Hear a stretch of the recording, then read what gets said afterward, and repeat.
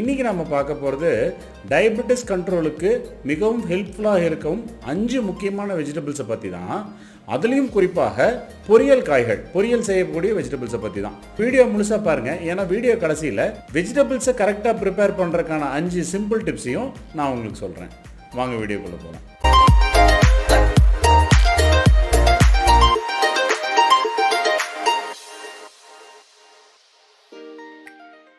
இந்த பதிவினை கண்டு கொண்டிருக்கும் அனைத்து நண்பர்களும் வாழ்க வளமுடன். நான் உங்கள் டாக்டர் அருண்கார்த்திக். என்னென்ன வெஜிடபிள்ஸ் டயபெட்டிக் பேஷண்ட் சாப்பிட்லான்னு சொன்னாக்கா, உண்மை என்னென்னா ஆல்மோஸ்ட் எல்லா வெஜிடபிள்ஸுமே டயபெட்டிக் பேஷண்ட் சாப்பிட்லாம். ஏன்னா வெஜிடபிள்ஸ் வந்து ரொம்ப low glycemic index, good source of fibre, sugar பெருசாக ஏறாது. இப்படி ஆல்மோஸ்ட் எல்லா வெஜிடபிள்ஸும் டயபெட்டிக்ஸ் ஃப்ரெண்ட்லி தான். மரவள்ளிக்கிழங்கு, உருளைக்கிழங்கு, இந்த 2 வெஜிடபிள்ஸ் தான் கொஞ்சம் கலோரிகள் அதிகமாக ஒழிய பாக்கி எல்லா வெஜிடபிள்ஸுமே ஓரளவுக்கு ஹெல்ப்ஃபுல்லாக இருக்கும். ஸோ அப்படி வெஜிடபிள்ஸுக்கான தன்மைகள், குவாலிட்டிஸ் எப்படி இருக்கணுங்கிறதுல ஒரு 5 முக்கியமான குவாலிட்டிஸ் பொரியலுக்கா இல்லை எந்த பொதுவாக நம்ம எடுத்துக்கிற வெஜிடபிள்ஸு என்னென்ன குவாலிட்டிஸ் இருந்தால் டயபெட்டிஸ்க்கு யூஸ்ஃபுல்லாக இருக்கும். நம்பர் 1 அதோட ஃபைபர் கண்டென்ட், நார் சத்து. நார் சத்து எவ்வளோக்கு எவ்வளோ நல்லா இருக்கோ அந்த அளவுக்கு வந்து சுகரோட அப்சார்ப்ஷன் ஸ்லோவாக இருக்கும், டைஜஷன் ஸ்லோவாக இருக்கும், குட் பாக்டீரியாவுக்கு ப்ரோபயோட்டிக்ஸாக யூஸ்ஃபுல்லாக இருக்கும், சுகர் கண்ட்ரோலுக்கும் நல்லா தான் இருக்கும். ஸோ வெஜிடபிள்ஸில் டாபிக்ஸில் நார் சத்து நிறையா இருக்கிற மாதிரி வெஜிடபிள்ஸை ஃபஸ்ட்டு தேர்ந்தெடுக்கணும். அடுத்தது கார்போஹைட்ரேட் கண்டென்ட்.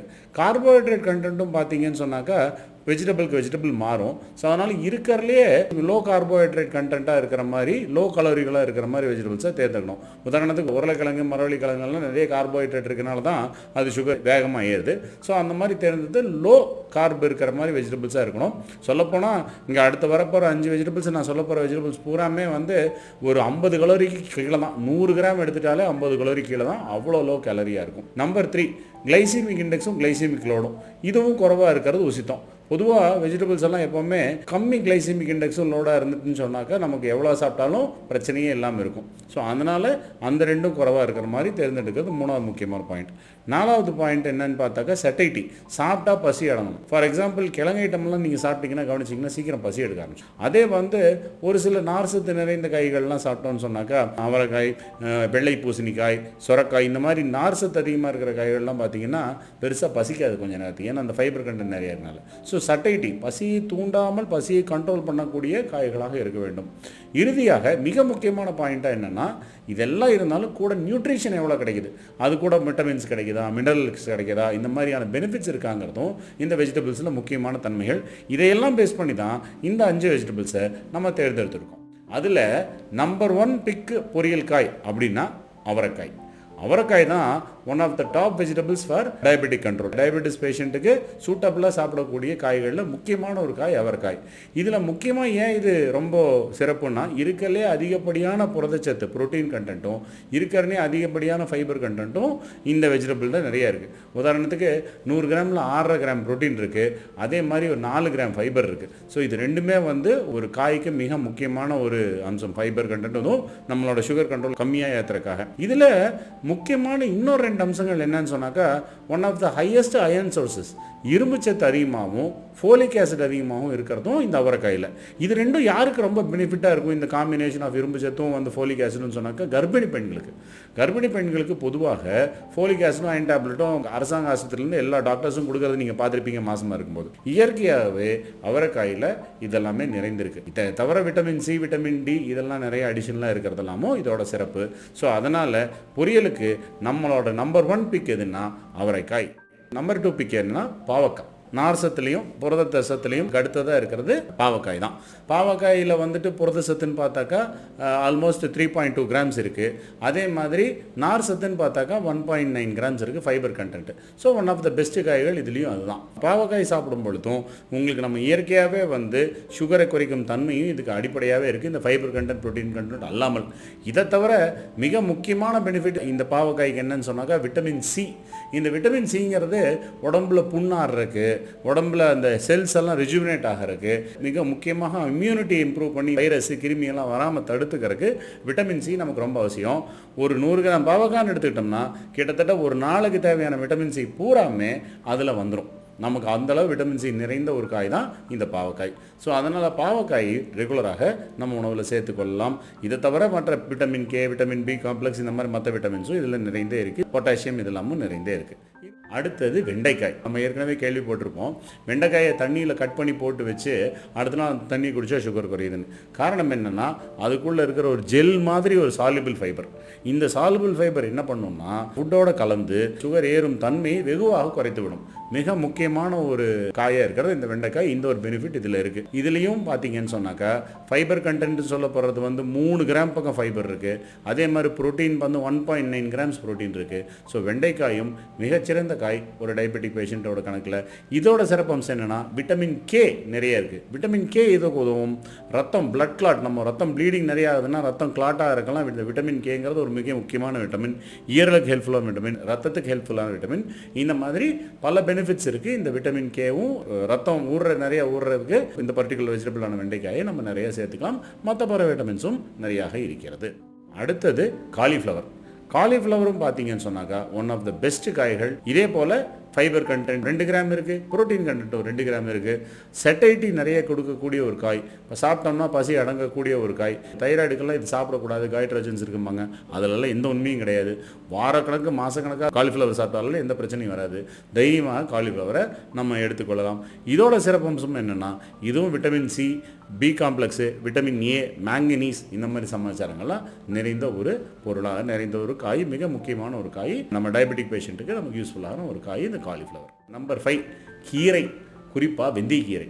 இந்த எல்லா கீரைகளையுமே பார்த்தீங்கன்னு சொன்னாக்கா நல்ல ஃபைபர் கண்டென்ட், அருமையான ஃபைபர் கண்டென்ட் இருக்குது, அருமையான ப்ரோட்டீன் கண்டென்ட்டும் இருக்குது. ஆல்மோஸ்ட் 3 கிராம் ப்ரோட்டீனும் 2.5 கிராம் ஃபைபரும் இருக்குது 100 கிராமில் எடுத்தோம்னா. கீரைகள் வந்து அவ்வளோ அருமையான ஐட்டம்ஸு. சுகர் கண்ட்ரோல் பண்ணுறதுக்கு அந்த ஃபுட்டோட கலந்து ஒரு நல்ல ஃபைபராக ஒரு ஜெல்லு மாதிரி ஃபார்ம் ஆகிறதுக்கு இது வந்து ரொம்ப ஹெல்ப்ஃபுல்லாக இருக்கும். அதனால தான் வெந்தயமும் நல்லது, வெந்தய கீரையும் நமக்கு ரொம்ப நல்லது. அதனால் ஃபுட்டோட சப்பாத்தியோடலாம் சேர்த்துறாங்க நார்த் இந்தியாவில்னா இதுதான் காரணம். ஸோ இதுலேயே அதே மாதிரி விட்டமின் சி, இரும்பு சத்து, ஃபாலிக் ஆசிடு இது எல்லாமே நிறைய இருக்குது. ஸோ இதெல்லாம் தான் கீரையோட சிறப்பம்சங்கள். ரெகுலராக கீரை சேர்த்துக்கொள்வது டயபெட்டிக் பேஷண்ட்டுக்கு மிக மிக யூஸ்ஃபுல்லாக இருக்கும். ஆக மொத்தம் இந்த 5 வெஜிடபிள்ஸ் என்னென்ன? இந்த 5 வெஜிடபிள்ஸு: நம்பர் 1 அவரைக்காய், நம்பர் 2 பாவைக்காய், நம்பர் 3 வெண்டைக்காய், நம்பர் 4 காலிஃப்ளவர், நம்பர் 5 கீரை. இந்த 5 காய்களுமே மாற்றி மாற்றி ரெகுலராக அட்லீஸ்ட் ஒரு மாதத்துக்கு ஒரு 4 தடவை 5 தடவையோ நம்ம ரெகுலராக சேர்த்துக்கணும். இதை தவிர மற்ற காய்களும் சேர்த்துக்கலாம், கெடுதல்ட்டு இல்லை. ஆனால் டயபெட்டிஸ் கண்ட்ரோலுக்கு ஒன் ஆஃப் த பெஸ்ட் காய்கள்னு சொன்னால் இதெல்லாம் தான். சரி, நான் ஏற்கனவே வீடியோவில் சொன்னேன் ப்ரிப்பரேட்டரி மெத்தட்ஸில் பெஸ்ட் மெத்தட்ஸ் என்னென்னு சொல்லித்தரேன்னு சொல்லிட்டு அதை நம்ம வரிசையாக பார்க்கலாம். நம்பர் 1 ப்ரிப்பரேட்டரி மெத்தட்ஸில் முக்கியமான 5 பாயிண்ட்டுகள் இருக்குது. இதில் முதல் பாயிண்ட் என்னென்னா குவான்டிட்டி. எவ்வளோக்கு பொரியல் சாப்பிடணும்? நீங்கள் ரைஸ் எவ்வளோ போட்டுக்கிறீங்களோ அதை விட 2 மடங்கு பொரியல் வச்சுக்கணும். 1 கப் ரைஸ் இருந்தால் 2 கப்பு பொரியல். இதுதான் ஒரு சிம்பிள் கேல்குலேஷன். ஸோ இந்த கேல்குலேஷன் படி சாப்பிட்டா நமக்கு கரெக்டான பேலன்ஸ் கிடைக்கும். எவ்வளோ ரைஸ் சாப்பிட்றீங்களோ அதை விட 2 மடங்கு பொரியல் கரெக்டாக ஒர்க் அவுட் ஆகும். இது நம்பர் 1. நம்பர் 2, பொரியல் செய்யும்போது ரொம்பவும் வேக வைக்கக்கூடாது. ரொம்ப பச்சையாக இருக்கணுங்கிற அவசியம் இல்லை. பட் ஆனால் வந்து ஒரு அரை வேக்காட்டில் எடுத்துடணும். ப்ரிப்பரேட்டரி மெத்தடில் ஒரு அருமையான விஷயம் என்னென்னா, நம்ம வேக வைக்கிறதோ இல்லை ஸ்டீம் பண்ணுறதோ விட வணக்கிறது, அப்படியே கழுவி போட்டு அப்படியே ஒரு சொட்டு தண்ணி கூட ஊற்றாமல் வணக்கிறது ரொம்ப ரொம்ப சிறப்பு. அதோட நியூட்ரியன்ஸ் அப்படியே பெருசாக ஆகிடும். ஸோ இருக்கிறதுலே வந்து வேக வைக்கிறத விட ஸ்டீம் பண்ணுறதை விட பெஸ்ட் மெத்தட் சாட்டே பண்ணுறது தான். அதாவது வணக்கிறது தான் இருக்கிற நியூட்ரியன்ஸை மொத்தமாக நம்ம கொடுக்குற யூஸ்ஃபுல்லாக இருக்கும். அப்படி வணக்கிறதுன்னு சொன்னாக்கா நம்பர் 3 எந்த எண்ணெய் யூஸ் பண்ணலாம்? இருக்கிறதுலே பெஸ்ட் எண்ணெய் தேங்காய் எண்ணெய் தான். என்ன டாக்டர் சொல்கிறீங்க, தேங்காய் எண்ணெய் வந்து கொலஸ்ட்ரால் ஏறுமே, இல்லை தேங்காய் எண்ணெய் ஹார்ட்டுக்கு எடுத்துலாம் சொல்கிறாங்களேன்னு? கண்டிப்பாக கிடையாது. இது வந்து ரொம்ப வருஷங்களாக சொல்லப்படுற ஒரு மிக தவறான ஒரு கருத்து. இந்த சேச்சுரேட்டட் ஃபேட்னு ஒரு சமாச்சாரம் அதிகமாக இருக்கனால தேங்காய் எண்ணெய் கம்ப்ளீட்டாக அவாய்ட் பண்ண சொல்கிறது அப்சல்யூட் ராங். நம்ம வெஜிடபிள்ஸுக்கு வணக்கறக்கெல்லாம் தாராளமாக யூஸ் பண்ணலாம். இதில் இன்னொரு முக்கியமான விஷயம் என்னன்னு சொன்னால், இந்த வணக்கரில் தேங்காய் எண்ணெய் யூஸ் பண்ணும்போது இந்த தேங்காய் எண்ணெயில் MCT, மீடியம் செயின் ட்ரைக்ளிசரைட் அப்படின்னு சொல்லி ஒரு சமாச்சாரம் இருக்குது. அந்த மீடியம் செயின் ட்ரைக்ளிசரைட் வந்து நம்ம சாப்பிட்ற இந்த வெஜிடபிள்ஸில் இருக்கிற விட்டமின்ஸு, இந்த மினரல்ஸு இது எல்லாத்தையும் அப்சர்வ் பண்ணுறதுக்கு ரொம்ப யூஸ்ஃபுல்லாக இருக்கும். குறிப்பாக ஃபேட் சாலபிள் விட்டமின்ஸான விட்டமின் ஏ, டி, இ இந்த மாதிரி விட்டமின்ஸ் எல்லாத்தையும் அப்சர்வ் பண்ணுறதுக்கு, ரத்தத்தில் உறிஞ்சிருக்கு, அந்த பிளட்டில் கலக்கிறதுக்கு மிகவும் ஹெல்ப்ஃபுல்லாக இருக்கும். ஈவன் குடல் உபாதைகள் உள்ளவர்கள் கூட தேங்காய் எண்ணெயில் வெஜிடபிள் சமைச்சோம்னா பிரச்சனை இல்லாமல் அப்சர்வ் ஆகிக்கும். ஸோ இது வந்து ரொம்ப மிக முக்கியமான ஒரு யூஸு. இந்த கோகனட் ஆயில் யூஸ் பண்ணி ப்ரிப்பேர் பண்ணுறது. வணக்கி சாப்பிட்றது நல்லது, பொரிச்சு சாப்பிட்றது இல்லை, வணக்கி சாப்பிட்றது. வணக்கி சாப்பிட்றது வெஜிடபிள்ஸ் நல்லது, அதுலேயும் தேங்காய் எண்ணெயில் வணக்கி சாப்பிட்றது மிக நல்லது. கூட சேர்த்துற அடிட்டிவ்ஸ் 4வது முக்கியமான பாயிண்ட்டு. கூட சேர்த்துற அடிட்டிவ்ஸ்னால் என்னென்னா, உளுத்தம்பருப்பு இல்லை பாசிப்பருப்பு இல்லைன்னா எள்ளு இந்த மாதிரி எல்லாம் கொஞ்சம் சேர்த்தும் போது அதோட ப்ரோட்டீன் கண்டென்ட் ரொம்ப ஜாஸ்தியாகும். அதே மாதிரி செட்டைட்டியும் கம்மியாக உள்ளே இருக்க ப்ரோட்டீன் ஃபைபர் ப்ளஸ் பசியும் சீக்கிரம் அடங்கும், ஹெல்த்துக்கும் ரொம்ப நல்லது. ஸோ இந்த மாதிரி நம்ம வணக்கம் பொரியல் செய்யும்போது இந்த மாதிரி பருப்புகளை எக்ஸ்ட்ராவாக ஆட் பண்ணி கொள்வது மிக மிக நல்லது. ஸோ இதெல்லாம் வந்து நமக்கு எக்ஸ்ட்ராவாக ஹெல்ப் பண்ணக்கூடிய கொஞ்சம் சுகரை இன்னும் கண்ட்ரோல் பண்ணுறதுக்காகவும் நம்மளோட ப்ரோட்டீன் கண்டென்ட் அந்த வெஜிடபிள்ஸ் இருக்க ப்ரோட்டீன் கண்டென்ட் அதிகம் பண்ணுறதுக்கும் மிக யூஸ்ஃபுல்லாக இருக்கும்.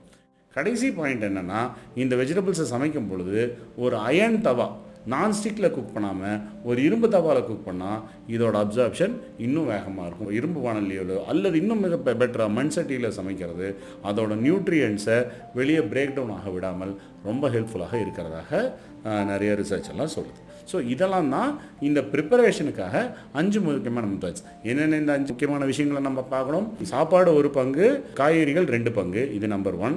நம்பர் 2 என்னென்னா, வேக வைக்கிறதோ ஸ்டீம் பண்ணுறதோ விட வணக்கிறது எப்போவுமே பெஸ்ட்டு. நம்பர் 3, அப்படி வணக்கிறதாக இருந்தாலும் தேங்காய் எண்ணெய் யூஸ் பண்ணி வணக்கிறது ரொம்ப யூஸ்ஃபுல்லாக இருக்கும். நம்பர் 4, கூட வந்து ஏதாவது அடிட்டிவ்ஸ் உளுத்தம்பருப்போ எள்ளு இந்த மாதிரி ஐட்டம்ஸ் எல்லாம் ஆட் பண்ணிக்கிறது ரொம்ப நல்லது. 5வதாக இரும்பு வானலில் வணக்கணும்னா நமக்கு ரொம்ப அதோட நியூட்ரியன்ஸ் அப்படியே கிடைக்கும். இதுதான் வெஜிடபிள்ஸ் ப்ரிப்பரேஷனுக்கான டயபெட்டிக்கான பெஸ்ட் 5 மெத்தட்ஸ், பெஸ்ட் 5 வெஜிடபிள்ஸ். இதை தான் நான் இன்றைக்கி உங்கள்கிட்ட ஷேர் பண்ண நினச்சேன். வீடியோ பிடிச்சிருந்தா லைக் பண்ணுங்கள், ஷேர் பண்ணுங்கள், எங்கள் சேனலுக்கு சப்ஸ்கிரைப் பண்ணுங்கள். சந்தேகங்கள் இருந்தால் கமெண்ட்ஸில் போடுங்க, ஆன்சர் பண்ணுறேன். வளரணும்.